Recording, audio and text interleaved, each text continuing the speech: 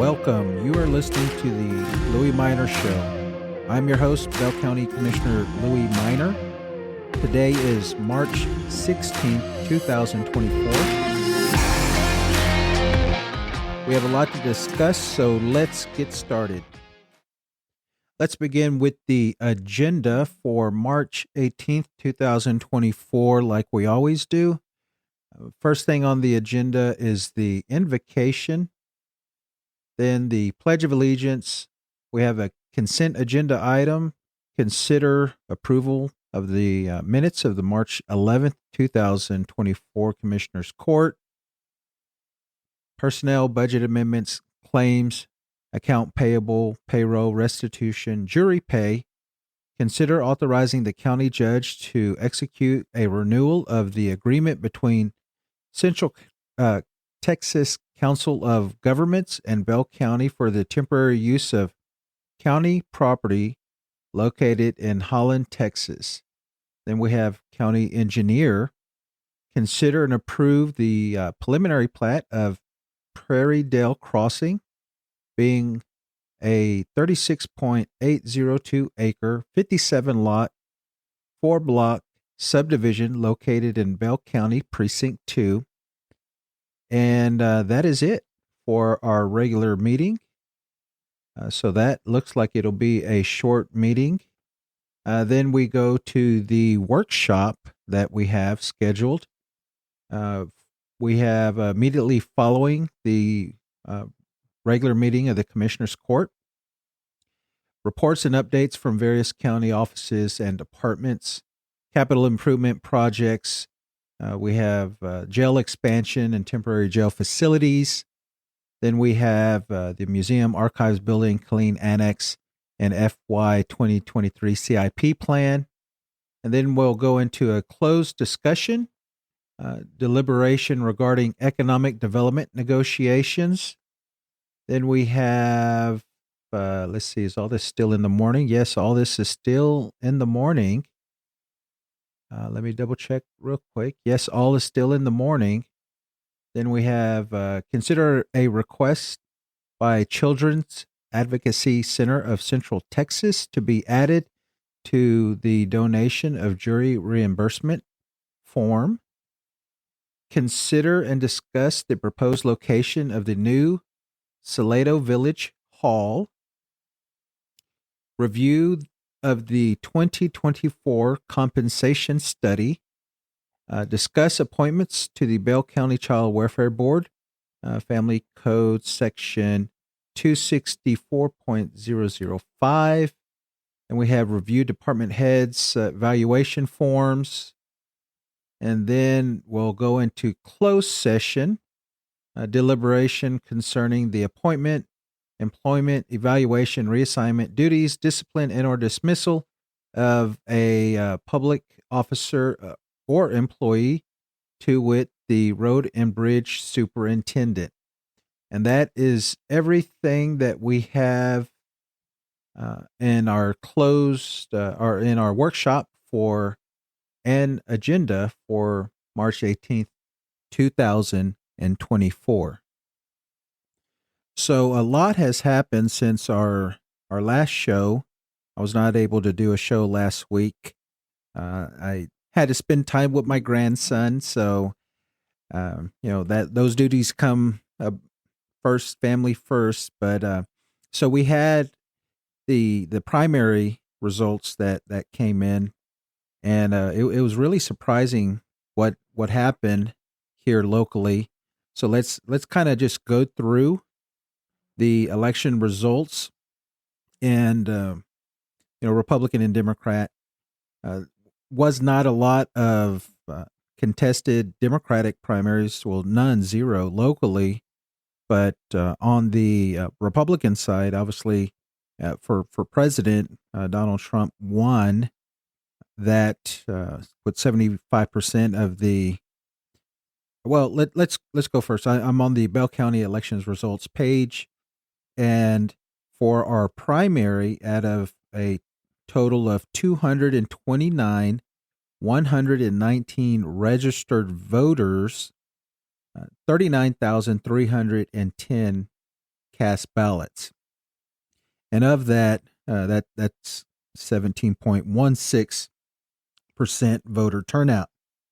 So for back to the Republican presidential, we had 22,866 people that voted for Trump here in Bell County, and there was multiple people on the ballot.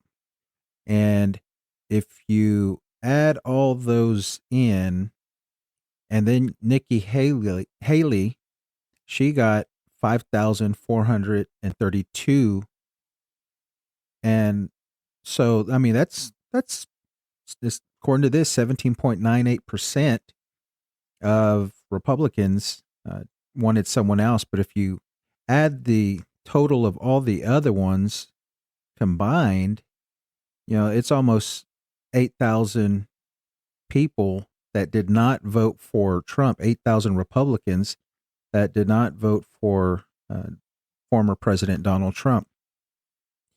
So we'll go to the next one. U.S. Senator Ted Cruz, 87% here. August Pfluger, Representative, District 11, 4,500, and that's pretty much clean in Harker Heights. 4,512 was the vote turnout for him. He's uncontested, at least on the Democratic side. There is, I believe, an independent candidate that's running, so that person will be on the ballot. Then we have U.S. District 31. Representative John Carter had a lot of people running against him, and he easily won with 67.23%, at least in Bell County. But I believe his district now covers multiple counties, and I believe that all of those he won and will not be facing a runoff. Now we'll skip some of the statewide people, but something that was important to note, that Attorney General Ken Paxton was supporting, I believe it was the Texas Court of Appeals, some candidates versus the incumbents, and all of those except for one lost their reelection. So that was something that was interesting and that was noted, through all the statewide political podcasts and political watchers. But here locally, we had, State Rep Brad Buckley. He was unopposed. He had 10,411 votes, and the surprise of that week was Hillary Hicklin. Hillary Hicklin was endorsed by President Trump, endorsed and supported by the governor, the lieutenant governor, and the attorney general, and that was enough to oust our incumbent Hugh Shine, longtime incumbent Hugh Shine, and so Hillary Hicklin, 9,115 votes versus Hugh Shine, 6,781. There were two other candidates, Jorge Estrada and Davis Ford. They both got a couple of hundred votes. But Hillary Hicklin ran away with that, with avoiding a runoff. So 53.11 of the percentage, more than enough that she needed. And she'll be meeting with Democrat Jennifer Lee in the November election. And I can tell you that I've already heard from multiple Republicans that was trying to get a hold of Jennifer Lee because they want to support her over Hillary Hicklin. And so this, to me, this race has turned into a very, very interesting and competitive race. You cannot have more of a difference than these two candidates. And I mean, the school districts are very important, Killeen and Temple Belton ISD. I do not think any of those support school choice, school vouchers. But that wasn't enough to save Hugh Shine. But will this coalition be enough for a Democrat to win? I think that's what we're about to find out. And if we have our Democratic voters come out and we have a percentage of Republicans that vote for the Democrat, then we're going to have some different representatives here, and that's very exciting. I mean, like I said, this ousting of Hugh Shine. I mean, it might be a marriage made in heaven for our Democrats. So we'll move on to some of the local district judges race. We had Cheyenne Minnick and Debbie Garrett. There's an open seat there. I believe that's Judge John Gant, who is aged out, so he's forced to retire, cannot run for re-election. And so it'll look like Debbie Garrett, because there's no Republican opponent, or I'm sorry, Democratic opponent. She'll be the judge-elect this coming November. And then the same thing for the 146, Judge Jack Jones retiring. And so Mike Russell won the plurality of votes, and that beating Ashley Clapper Bennett. There's no Democrat on the November ballot, so in November there'll be the judge-elect for that seat. Unless one of the judges decides to retire early, then the governor would have to make an appointment, and I would imagine he would appoint the person that won the primary.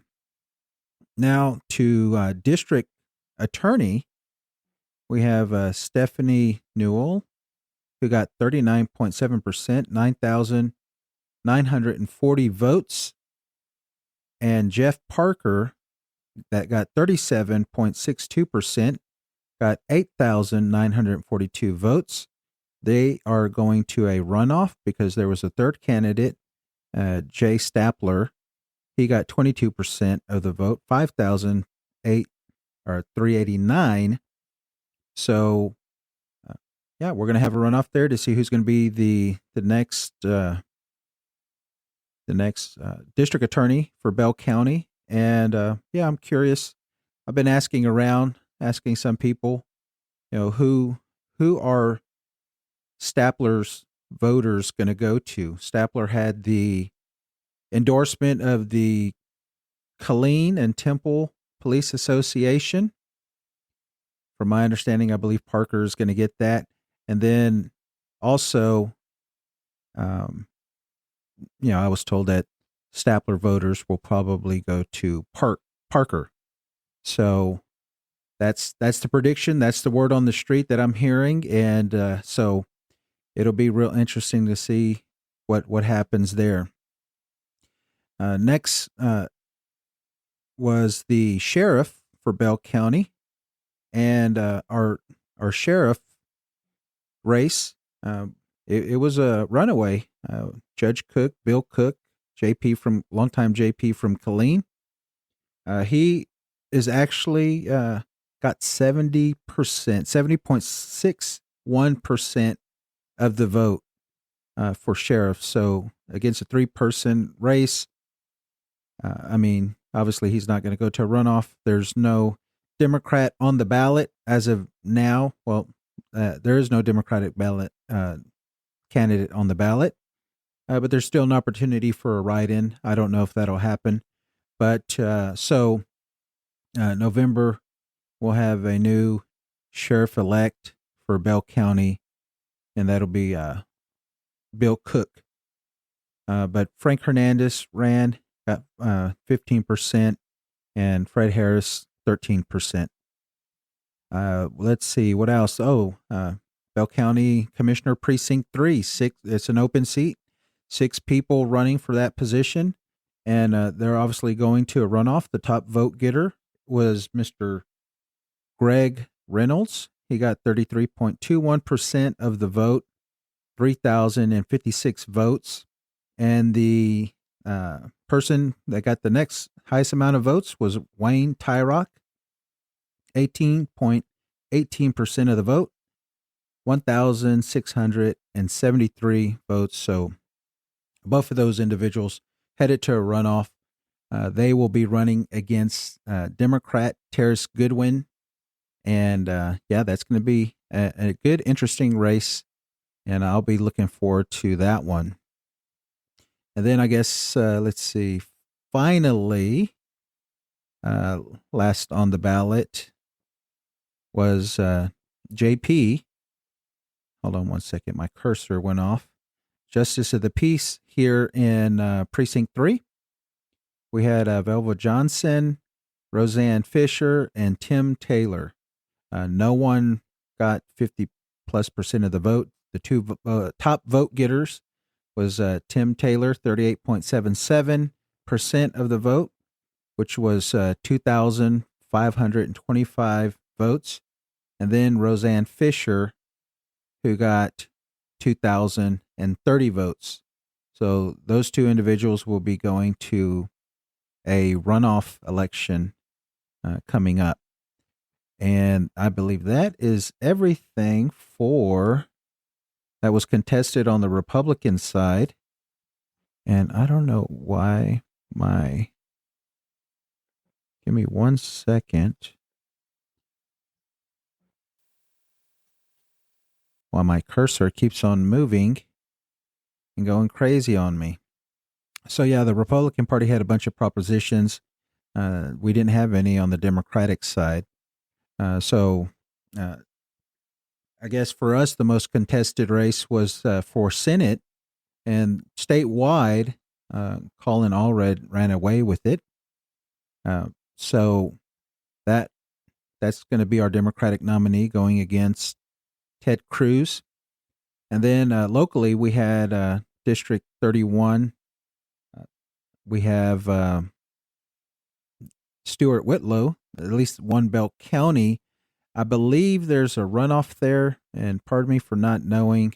I thought he won it outright, but if not, it'll be Stuart Whitlow and Brian Waldbridge that are in the runoff.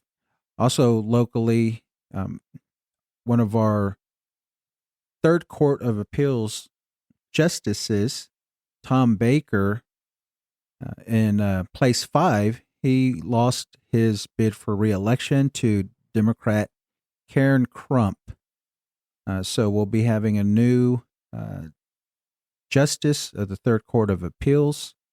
And so that is everything. Like I said, no one else was contested locally. So we have, let me just run through the list real quick. We have for DA, Kurt Glass, County Attorney, Michelle Cummings, Tax Assessor Collector, Brandy Bird. We have Marianne Miller for County Commissioner Precinct 1, Terrace Goodwin, County Commissioner Precinct 3, Matt West, Justice of the Peace Precinct 3, Gregory Johnson, Justice of the Peace Precinct 4, and Martha Dominguez, Democratic candidate, incumbent for Constable Precinct 4. And then we had Jonathan Hildner on the ballot. That was for County Chair. So that's everything for the elections. And that was a lot. So what I want to do real quick is circle around to the County Chair. Jonathan Hildner was on the ballot, and he got elected County Chair by the Democratic primary voters, but he will not be filling that position. He took a job with the president's re-election campaign, and from my understanding, he's supposed to be in Delaware helping out with that campaign. So that leaves a vacancy, and we had a lot of drama, a lot of issues with that. It was in the paper, and so I'll read what the headline said. We got the county party got evicted from its headquarters for non-payment of rent, which was about $900. Last time it was paid was back in October, so we had November, December, January, and then we had an eviction notice in February. And a lot of stuff was going on in the paper. No one could get a hold of the chair, Linda Nash, blah, blah, blah, miscommunication. She finally decided to go ahead and resign. But on her way out the door, she was playing the victim like she has since I've known her. No one wanted to help her. Everyone was against her. And, you know, let's use some common sense here. How can the entire Bell County organization, Democratic Party, volunteers, activists, everyone like that be non-supportive of Linda Nash? There was a reason why all the precinct chairs wanted to resign. There's a reason why, our recurring contributions dwindled down, because that was a lack of confidence in Linda Nash as the chair. So she was not a good chair. Probably so far the worst chair I've ever seen in any county. But we don't have to worry about her anymore because she resigned, and she says she is now an independent and no longer a Democrat. So good luck to her running on the independent ticket. And now we can move on from this time of chaos. That's what it was. It was chaos. So we have, luckily we have people stepping up to the plate to lead and take a hold of this organization. And I feel very, very confident in the direction that we're heading. A lot of people are ready to get to work and ready to come back and start making some progress here in the county. To me, this is the floor. Linda Nash's tenure as chair, and we have nowhere to go but up from here. So, Linda Nash did go and pay the leftover, the due rent, the rent that was due, and the party was able to secure the property and relocate the property, that the county-owned property. So, to my understanding, they're supposed to be doing an audit, and we'll see what comes out of the audit.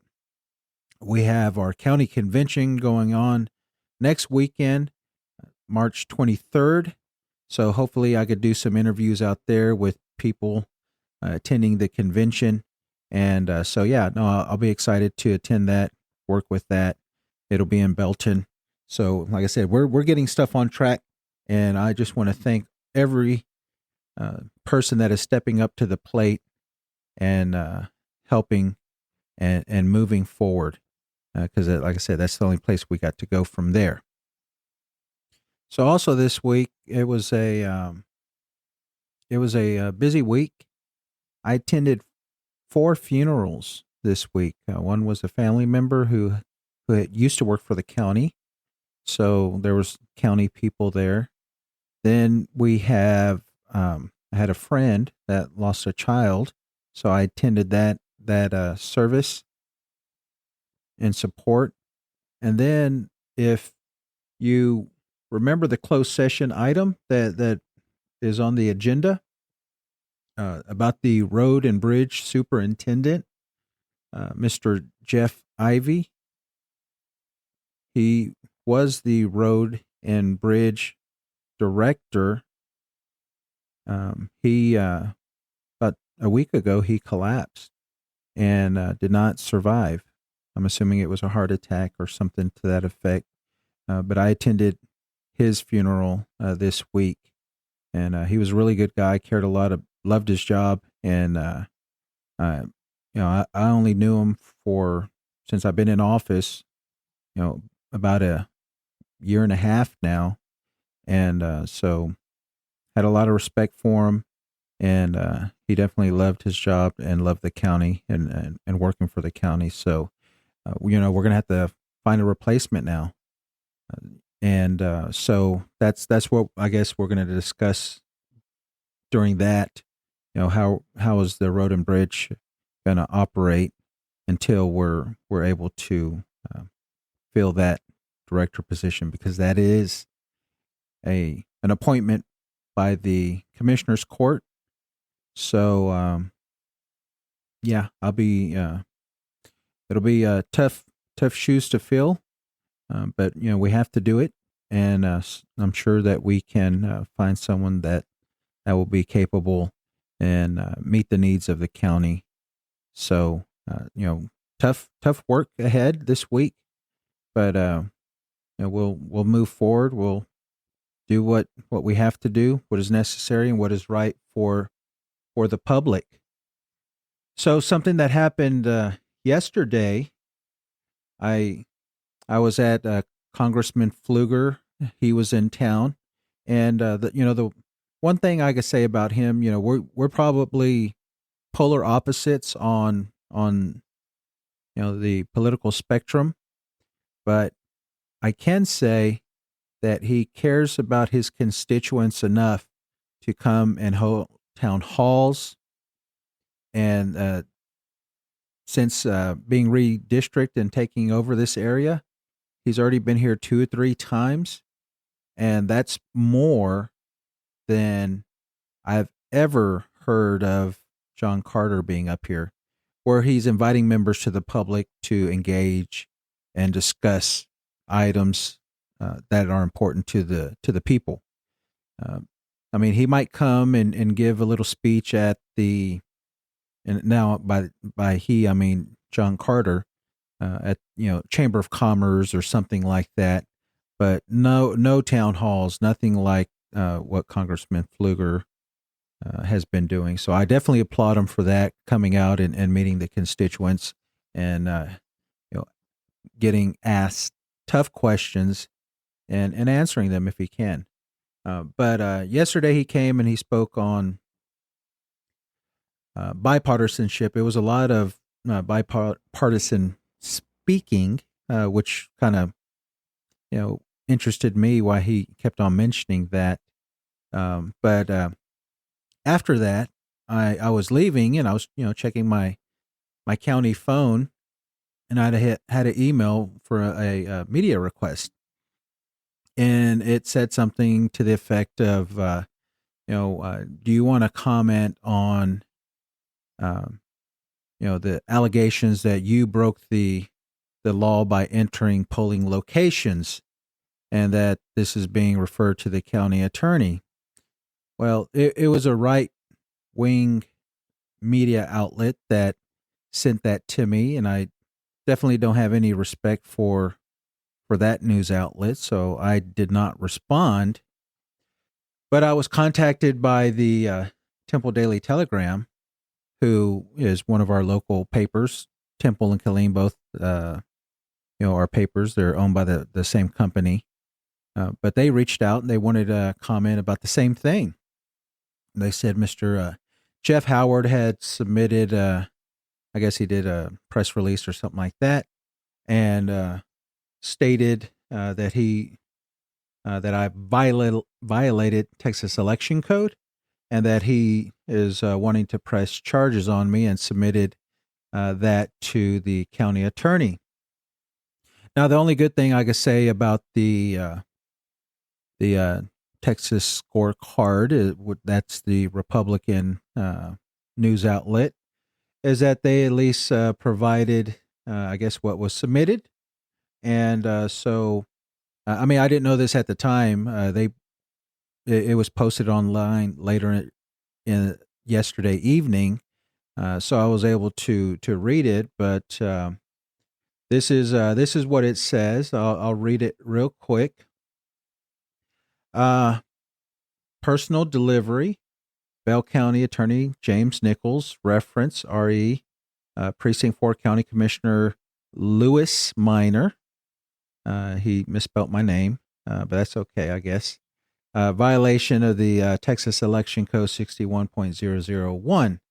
Mr. Nichols, I am writing to request an investigation and Class C misdemeanor charges against Precinct 4 County Commissioner Louie Minor for violation of the Texas Election Code 61.001, unlawful presence in a polling location.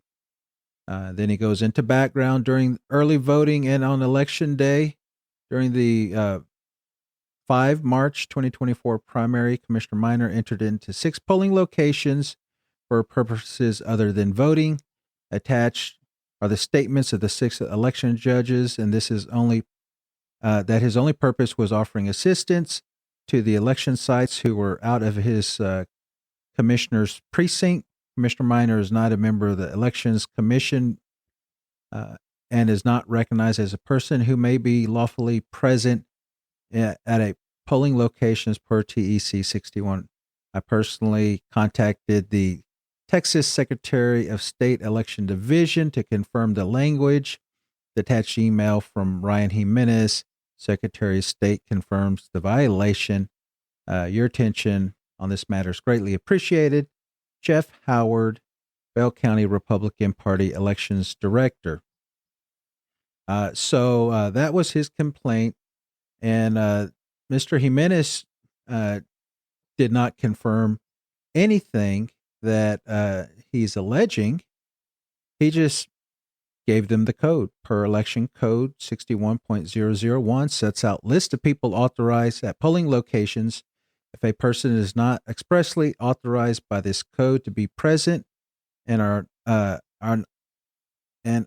a polling location, that is a violation of the code and a Class C misdemeanor. So this goes. They gave the code. Under this code, a person may be lawfully present if the person is an election judge or clerk, a watcher, Secretary of State, staff member of the election division, an election official, sheriff, or staff member of the election official or sheriff delivering election supplies, a state inspector, person admitted to vote, a child under 18 years of age accompanied by a parent, a person assisting a voter, a person accompanying a voter who has a disability, a special peace officer appointed by the presiding judge, a county chair conducting primary elections, a voting system technician, a county elections officer, as defined by Section 31.09, as necessary to perform tasks to the administration of the election, a person whose presence has been authorized by the presiding judge in accordance with this code, a candidate in the election commits an offense. A candidate in the election commits an offense if the candidate is in the polling location by subsection A for the purpose other than voting, official business in the building which the polling location is located. It is an exception to the application of subsection B that the candidate is not within plain view or hearing of persons in the voting area, is not engaged in campaign activity. An offense under this section is a Class C misdemeanor. So to me, the plain language. So what I was doing is, so the Commissioner's Court is responsible for, authorizing these locations where we're voting. We fund county elections. We buy elections equipment. We set the salary for employees. If there's any issues with any of the polling locations, ADA compliance, things like that, the county is on the hook if we get sued. So there is a lot of things that we have to make decisions on these polling locations.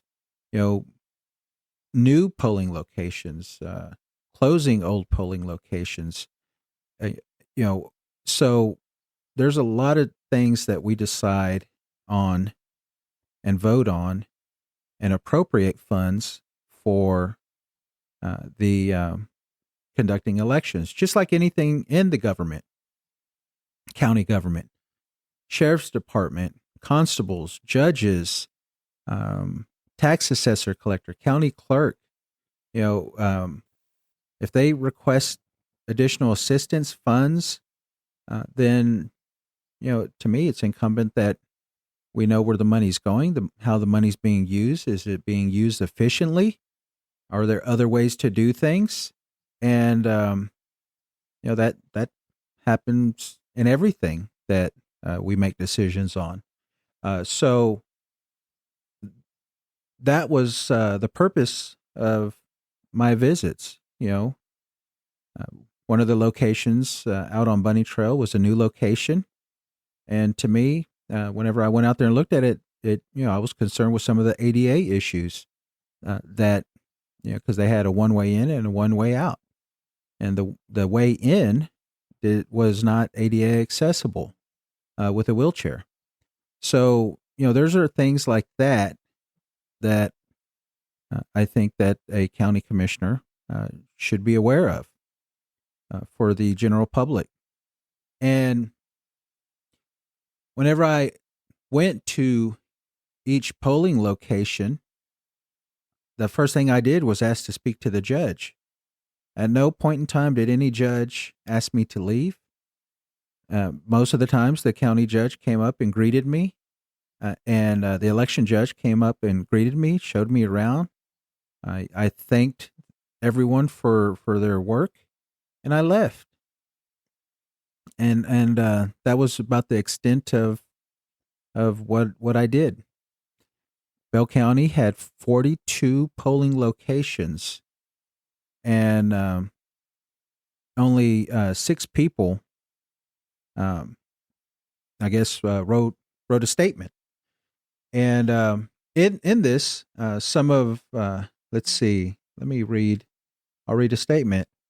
Commissioner Louie Minor visited the site in Killeen, February 21st. He entered through the hallway, was greeted by a clerk, came in to the voting site, visited with all, introduced himself, and stayed for 10 minutes and left. That was with one. Then another one. Where does it go? Let's see. During the first week of early voting, not sure exact what date, Lions Club Senior Center, I was serving as election judge and met with Commissioner Minor. As he entered the polling location, he was wearing a blue polo shirt with the county emblem, embroidered stitching, identifying him as Louie Minor, Bell County Commissioner. It was first week of early voting. No visitors at the time of his visit. There was no voters in the location, so I greeted with him. In his official capacity as county commissioner, introduced himself to the new clerks. Commissioner Minor said thanks to the poll workers for their service. If they needed anything, any type of support, I advise the election office has supplied us with all the necessary items. At no time during his visit did he or anyone on the site discuss any political issues or affiliations that occurred. I would have called Dr. Roberts at that situation immediately. It was also noted that the entire contact with Commissioner Minor was less than 5 minutes, and I, along with co-judge Betty Hankins, believe that he visited the site in his official capacity as county official. So that was a complaint, I guess. I don't know what you would call it. At 10 a.m., Louie Minor came to 777 Fire Station while we were holding elections. He introduced himself to the workers with several. I didn't think much about it since he was not on the ballot. He came into the polling location, talked to the clerks. They were working on computers. Then, let's see, next one. As previously discussed, Journey Church on Bunny Trail. This was one of the new locations. Commissioner Minor came into the polling location. He asked if we needed anything, had any problems. I asked him if he was there to vote. He said no. He had already voted. He just wanted to check in with us. I should have asked him to leave at this point, but curious why he was really there. I should have not gave him any information and regret doing so, but I said things were fine. I had except one laptop had gone offline and reported the situation. He said he would give Dr. Roberts a call. I told him no. I had reported it to the tech 2 more times. He said he would contact Dr. Roberts. I emphatically no. The situation was under control. I thanked him for his concerns and said goodbye, which he finally took the hint and left. That was when I texted you about him coming. I knew he was not supposed to be inside the polling location. He wasn't voting, and I regret not asking him to leave. I was harsh in my voice the second two times and told him not to call Dr. Roberts. Dr. Roberts does not need to be bothered. I don't remember any voters being at the polling location at the time. I don't believe there were. After he left, my co-judge, Jacqueline Smith, and a couple of the clerks congratulated me on how I handled the situation. But in the future, I won't make that same mistake, or anyone else shouldn't be at the polls, and will not discuss anything with them except leaving. So that was one look. So Commissioner Minor came on site midday, possibly between 11:30 and 1. We were shorthanded, busy. Co-judge Roosevelt was at the kiosk. I checked him in. He asked who was the judge. I responded. We were the two co-judges. I got up, talked to the table, 2 feet from Mr. Roosevelt.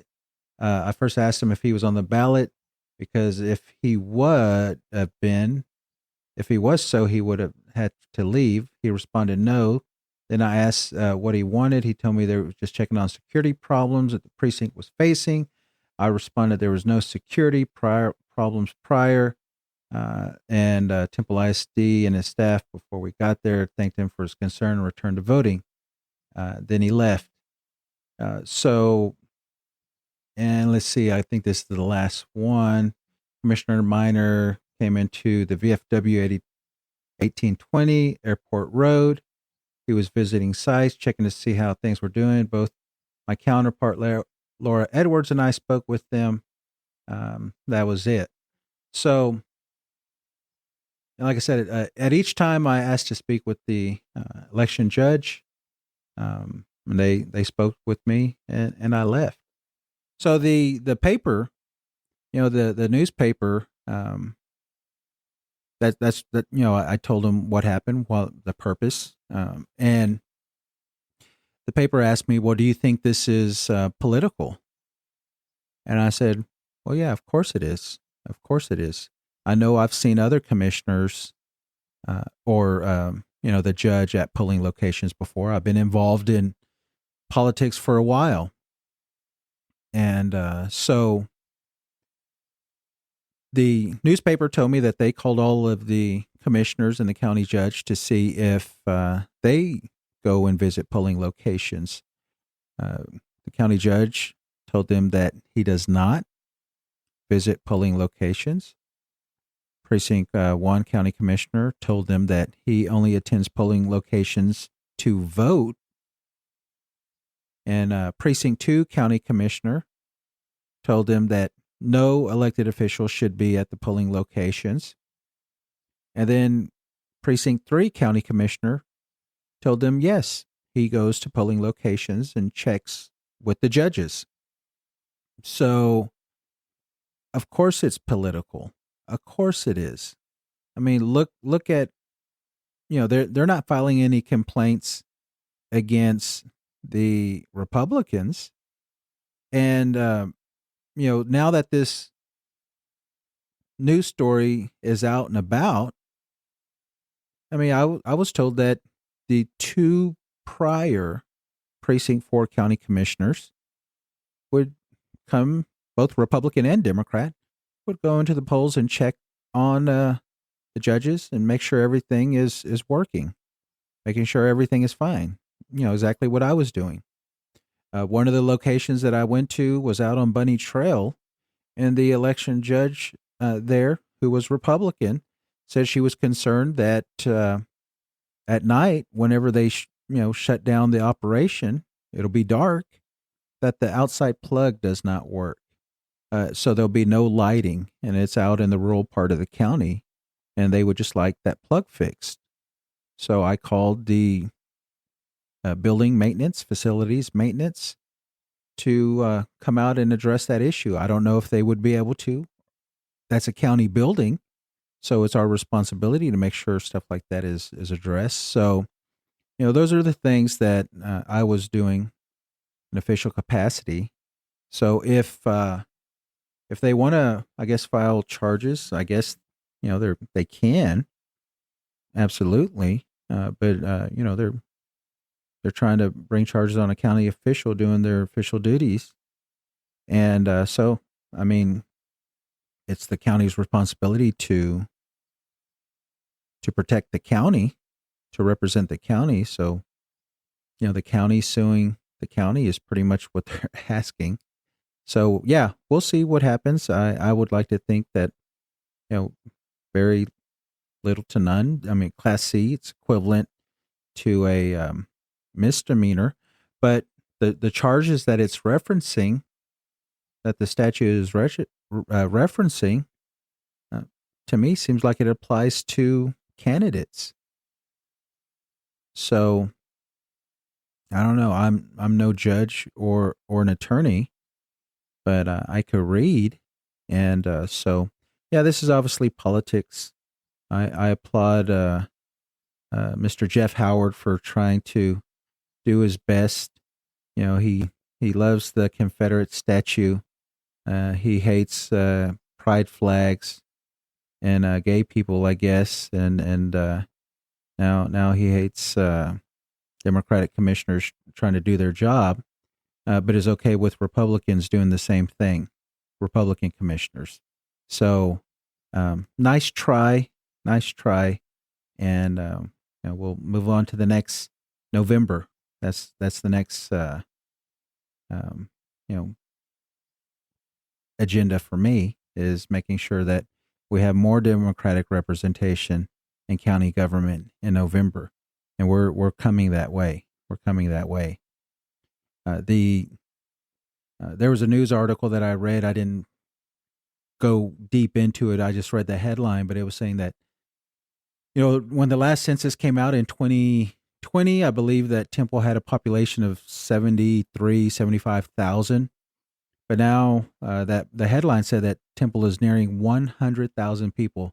So just within those few, couple of years from the census, the time the census was taken, to now, 20,000 plus people moved into Temple. So we need to make sure that they're registered to vote and get those Democrats out to vote, because I know there's Democrats there. And so that's what I'll be working on all till Election Day, from now until Election Day. And I know you're going to be working with me.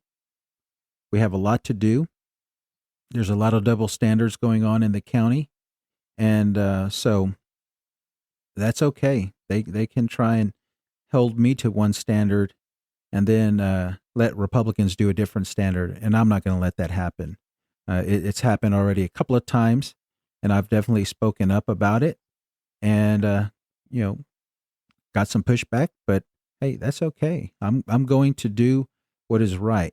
If they want to set a standard, then so be it.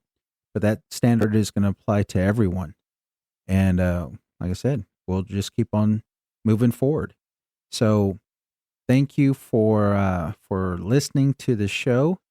I plan on getting a lot of interviews with our Democratic candidates coming up. Like I said, we have municipal elections coming up, Killeen ISD elections coming up. Those are happening in May. Then the runoff is coming up right after that. So, yeah, we have a lot of things to do. Got to make sure that our friends and allies get elected. And so, yeah, let's get to work. Let's roll up our sleeve. And I will see you next week at the county convention. And that'll be fun. So have a good day. Have a good weekend. And we will see you next week.